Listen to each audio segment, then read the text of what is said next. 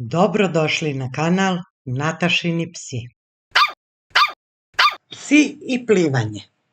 Neki psi mogu da plivaju, ali ne svi. Kada pomislimo na pse i vodu, često nam je na umu bude slika srećnog psa koji veselo pliva u jezeru ili moru. Ipak, istina je da nisu svi psi rođeni plivači. Postoje različite rase pasa koje se razlikuju po svojoj sposobnosti da se snalaze u vodi. U ovom videu istražit ćemo zašto neki psi vole vodu i plivaju sa lakoćom, dok drugi izbegavaju svaki kontakt sa njom. Prirodni plivači. Neke rase su jednostavno rođene za vodu. Među njima su Labrador retriver. Ova rasa je poznata po svojoj ljubavi prema vodi. Njihova gusta vodootporna dlaka i snažne noge čine ih izvrsnim plivačima. Portugalski vodeni psi. Ovi psi su prvobitno uzgajani za pomoć ribarima, pa su stoga odlični u vodi.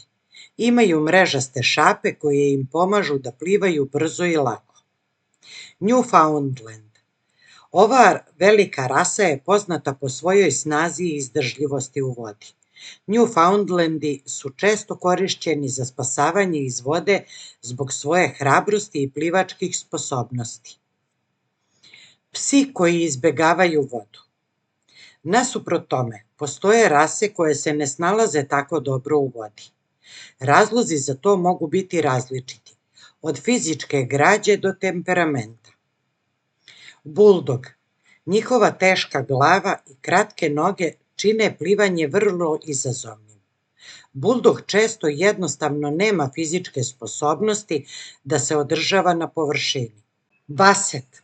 Sa svojim kratkim nogama i dugim telom, baseti su slabi plivači.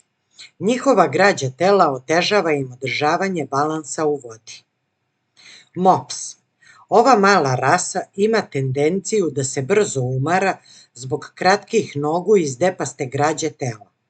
Takođe, njihova kratka njuška može otežati disanje dok plivaju. Kako pomoći psu koji ne voli vodu? Ako vaš pas nije prirodni plivač, ali želite da ga naviknete na vodu, postoje koraci koje možete preduzeti. Postepeno upoznavanje. Počnite sa plitkim vodama i polako uvedite psa u dublju vodu. Nikada ga ne forsirajte. Pozitivno ojačanje. Koristite pohvale i nagrade kada pas pokazuje interesovanje za vodu ili ulazi u nju. Sigurnosni prsluci.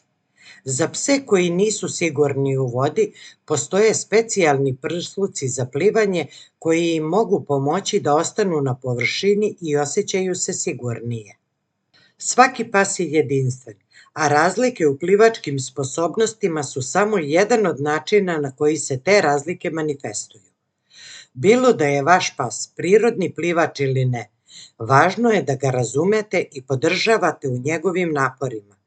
Uživajte u zajedničkim trenucima i ne zaboravite, sigurnost je uvek na prvom mestu. Hvala vam na gledanju i srdačan pozdrav!